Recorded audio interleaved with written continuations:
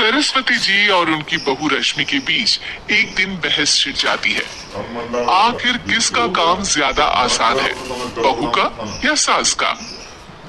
माँ जी, सास को काम ही क्या है, आपके सारे काम उंगलियों पे तो हो जाते हैं। कुछ भी।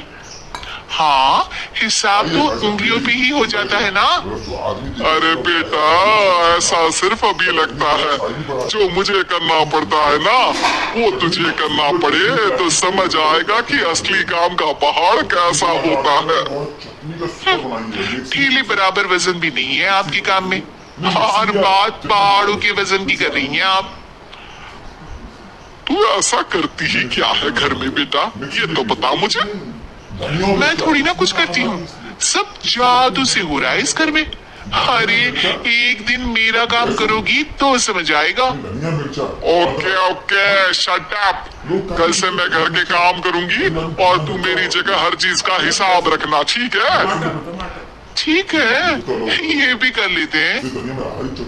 ये सास बहू की डील के बारे में रश्मि के पति अमन को नहीं पता था, और न ही अमन के पिताजी सुरेश जी को। पर गेहूं के साथ साथ जैसे घुन भी पिस जाता है, ये दोनों भी पिसने वाले थे। सुबह अमन उठकर रेडी होता है ऑफिस जाने के लिए, तो पता है उसके कपड़े नहीं निकले हुए हैं। अरे रश्मि, तुमने मेरे कपड़े नहीं निकाले? अपनी माँ से पूछो ना, उन्हीं का काम है ये। अमन अपनी माँ के पास जाता है। अब मेरे कपड़े आज आप देने वाले हो क्या माँ? हाँ, देना तो मुझे ही चाहिए, पर तेरी बहू ने कपड़े धोने ही नहीं डाले, तो कोई भी धुला हुआ कपड़ा नहीं है बेटा। हैं? ऐसा क्यों? कपड़े तो धोने आप ही देते हो ना माँ? अरे बहू ने तुझे बताया नहीं, अब हम अदल बदल गए हैं, मैं अब बहू और तेरी बीवी सास। अमन परेशान हो गया। वो बिना इस्त्री के कपड़े पहनकर ऑफिस चला गया। सरस्वती जी अपने घुटने के दर्द के कारण झुककर घर साफ नहीं कर पा रही थी, और ना ही खाना बनाना याद रख पाई। उधर रश्मि पहले ही दिन घर की चाबी घुमा चुकी थी, और 300 रुपए का हिसाब अलग नहीं मिल रहा था।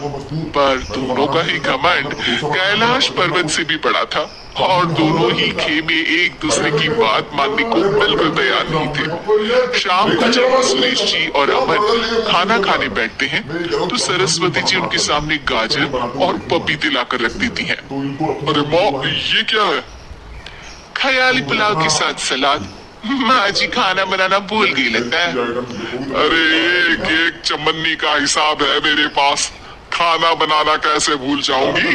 ये तो मैंने पढ़ा था कि फल फ्रूट खाने से सेहत अच्छी रहती है, इसीलिए ये ले, एक फल खा ले। रात को सुरेश जी और अमन अपनी मीटिंग बिठाते हैं अकेले में। बाबूजी, इनकी लड़ाई के कारण ना हमें ठीक से खाना मिल रहा है, उल्टा घर के सारे काम रुक गए हैं। हाँ बेटा, 2 भैंसों की लड़ाई में बेचारे खेत के पौधों का भी नुकसान हो रहा है। पर पापा, क्या बताऊं आपको, मैंने माँ को इस महीने की 2 तारीख को बिजली के बिल के पैसे दिए थे। आज बिल भरने के लिए मांगने गया तो पता चला कि रश्मि उन पैसों से गैस सिलेंडर ले आई। अच्छा, तो सिलेंडर के पैसों का क्या हुआ? अब सिलेंडर के तो कोई पैसे नहीं थे बाबूजी, हमारे घर पर गैस की पाइपलाइन लगी है ना। बेटा, इन दोनों का कुछ करना पड़ेगा, नहीं तो अपने घमंड के चक्कर में पूरा घर बर्बाद कर डालेंगे ये दोनों। अमन और सुरेश जी काफी सोच विचार के बाद एक निष्कर्ष पर पहुंचते हैं। रात ही को दोनों अपनी पत्नियों की अलमारी से नई साड़ी निकालते हैं, और सुबह जब रश्मि और सरस्वती जी होते हैं तो देखते हैं कि दोनों पति साड़ी पहनकर चढ़ाव पर सब्जियां काट रहे हैं। अरे ये सब क्या हो रहा है? क्या हो रहा है मतलब? आप दोनों अदल बदल हो सकते हो तो हम क्यों नहीं? अरे क्या मतलब?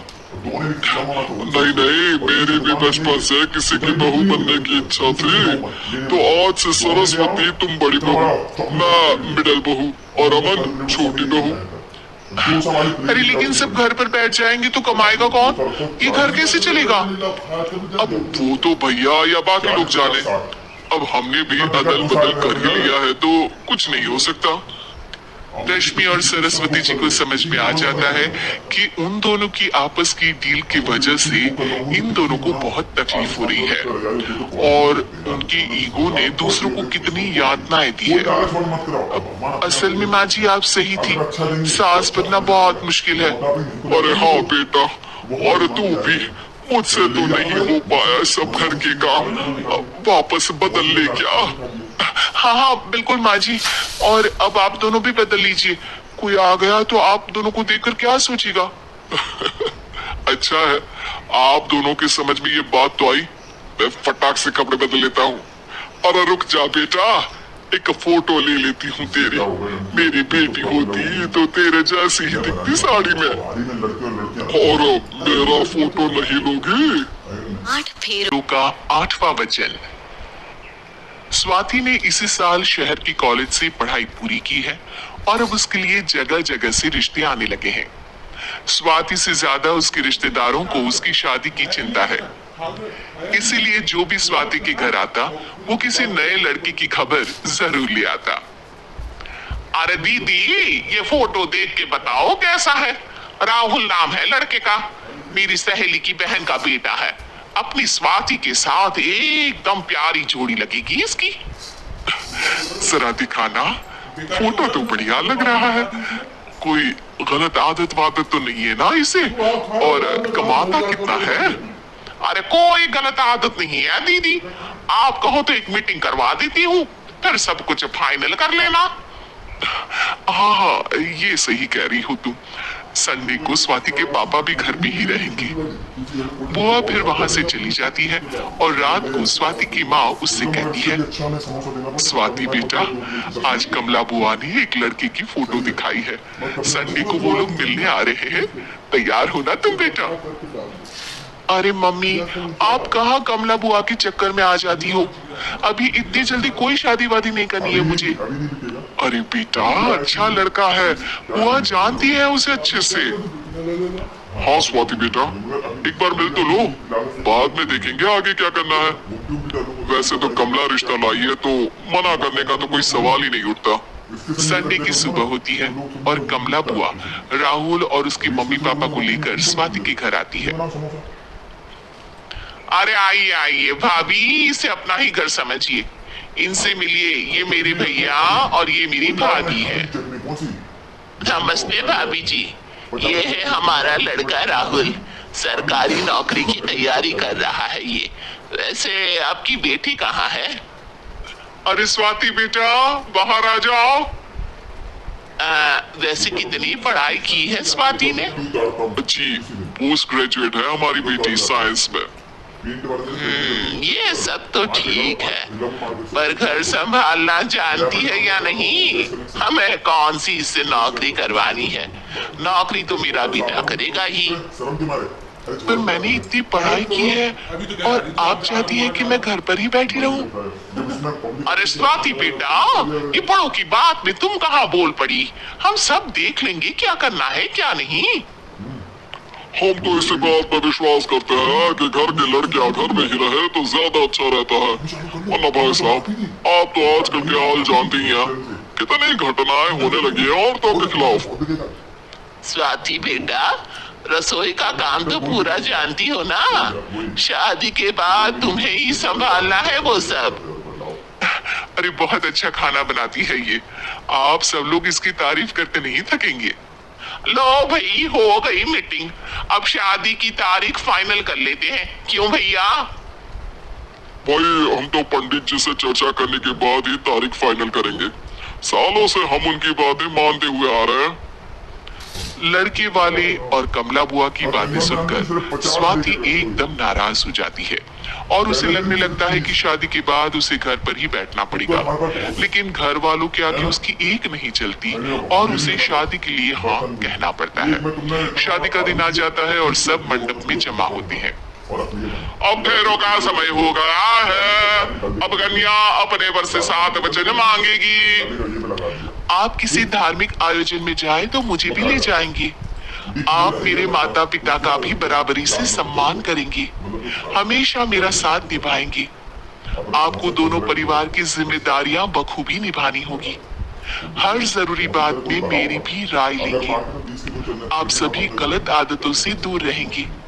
आप मेरे अलावा किसी और औरत से कोई गलत संबंध नहीं बांधेंगे। ये 7 वचन पूरे हुए और क्या तुम्हें ये सारे वचन मंजूर है? जी हाँ पंडित जी, मैं सारे वचन अच्छी तरीके से निभाऊंगा। अरे वाह वाह, बढ़िया तरीके से सब काम संपन्न हो गया। तो इसी के साथ विवाह संपन्न हुआ और आज से ये दोनों पति पत्नी हुए। एक मिनट पंडित जी, अभी एक वचन लेना बाकी है।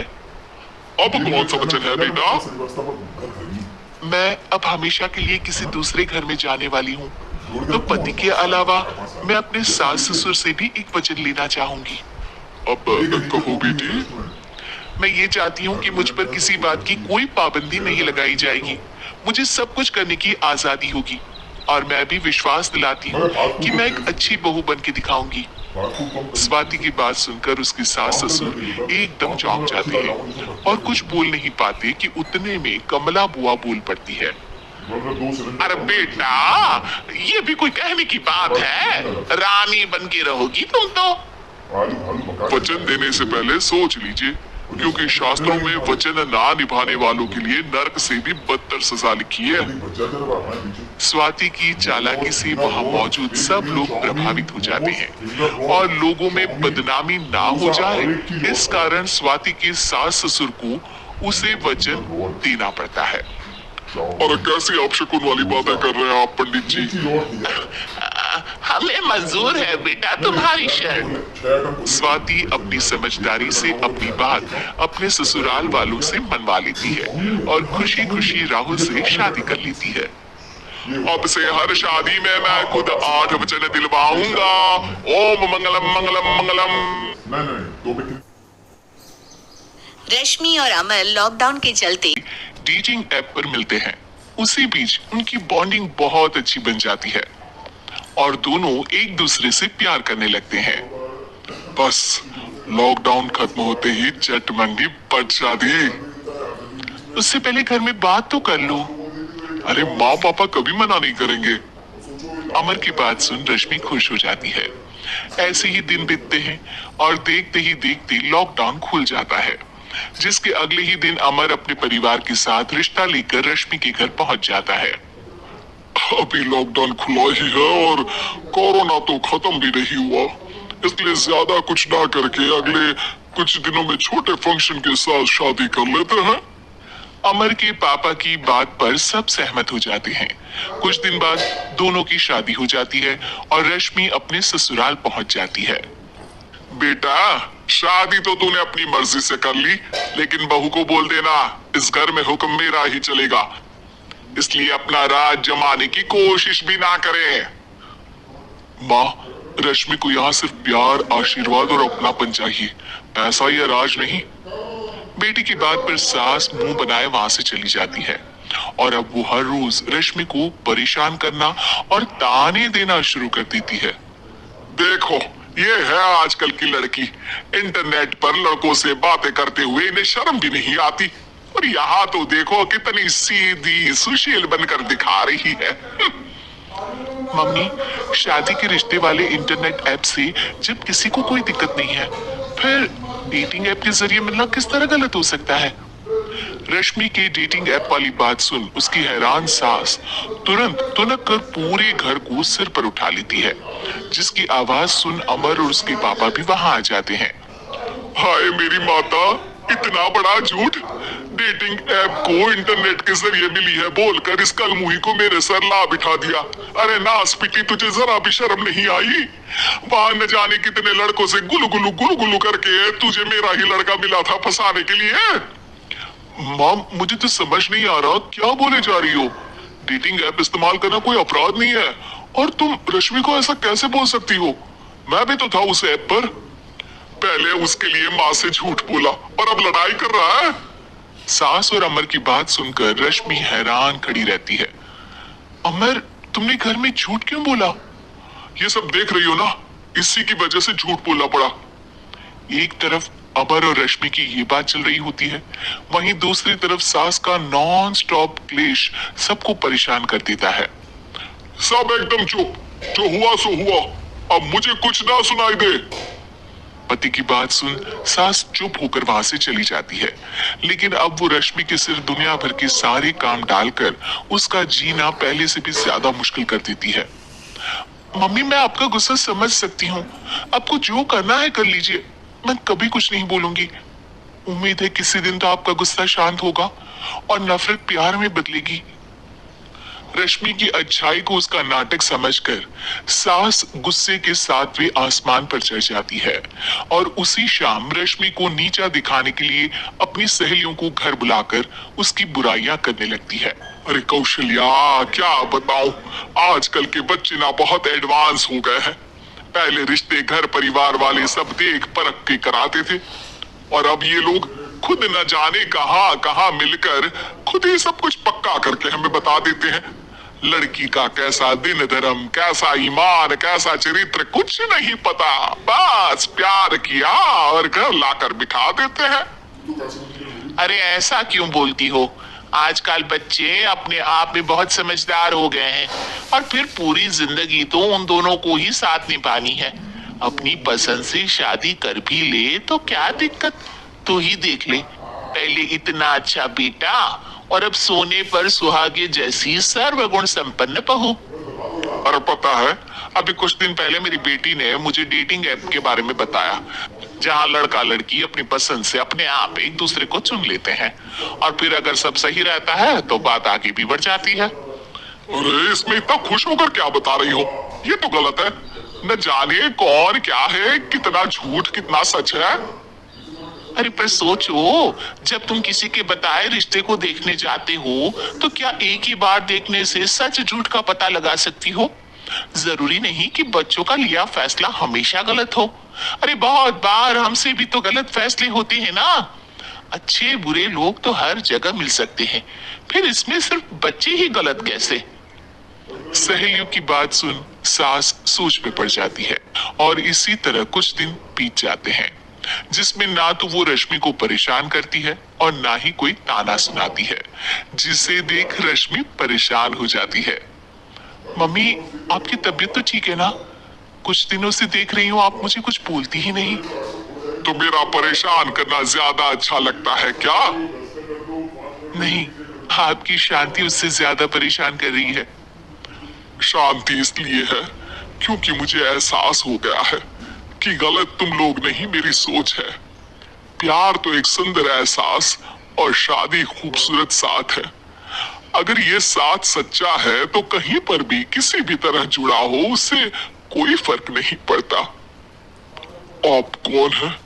इतनी अच्छी बातें मेरी पत्नी तो नहीं बोल सकती।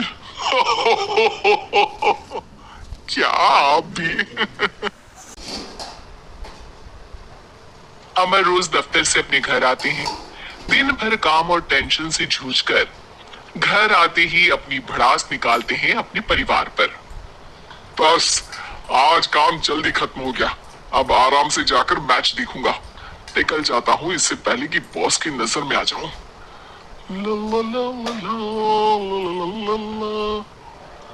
अमर, कल जो रिपोर्ट फाइल करनी है उसमें लास्ट मिनट चेंजेस आए हैं, आज जाने से पहले अपडेट कर देना।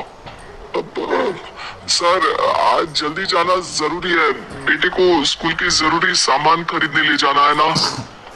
अब जब तक तुम पहुंचोगे मार्केट तो बंद हो गया होगा।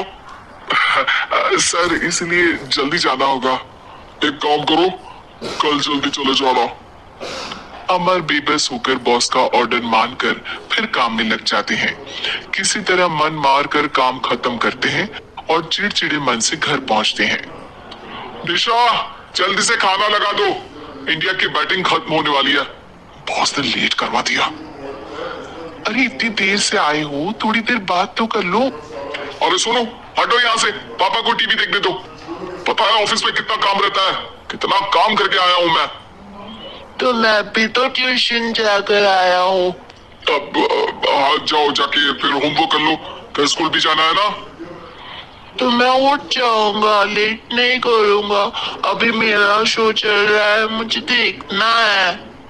अरे समझ नहीं आ रही बात एक बार में, एक थप्पड़ देके समझाओ क्या? रिमोट दे और सोने जा।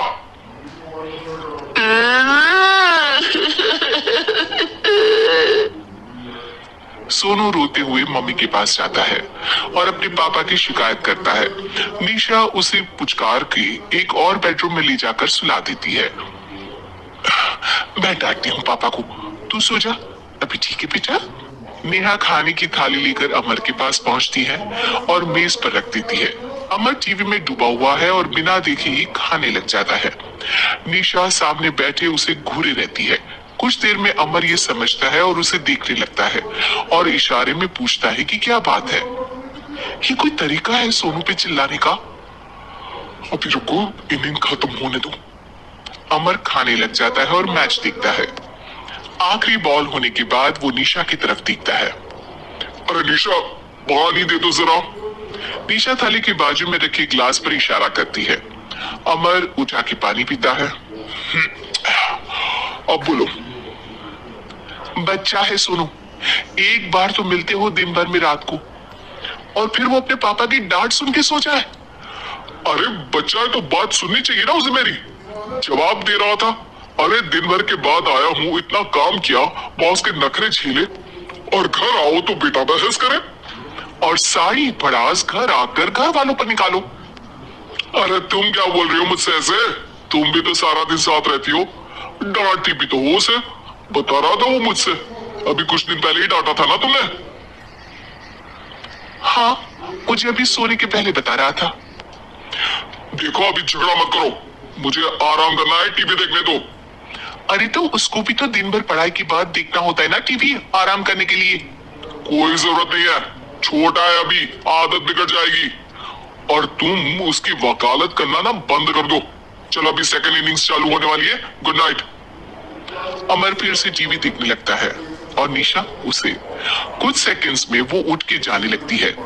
दरवाजे तक पहुंची होती है कि अमर कहता है, अरे सुनो तो, चाय बना देना 1 कप। नहीं। निशा दरवाजा पीट के चली जाती है और अमर देखता रह जाता है। अगली सुबह निशा किचन में सोनू का टिफिन पैक करके उसे देती है। सोनू नाश्ता कर रहा है। अमर पीछे से तैयार होकर आता है और खाली चाय का कप टेबल पर रखता है।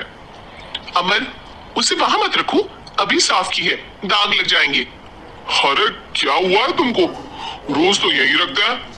पर आज से नहीं रखना है, चलो उठा के सिंक पे रखो। अमर उसे उठा के सिंक में रखने जाता है, तभी निशा कहती है, अरे अरे धो के। सोनू हंस देता है। अमर उन दोनों को देखता है और कब धो के वहां से चला जाता है। निशा सोनू को देखती है और आंख मार देती है। चलो अब ऐसा मत, स्कूल जाओ और ध्यान देना, सब पूछूंगी दिन में। सोनू मुंह बना लेता है।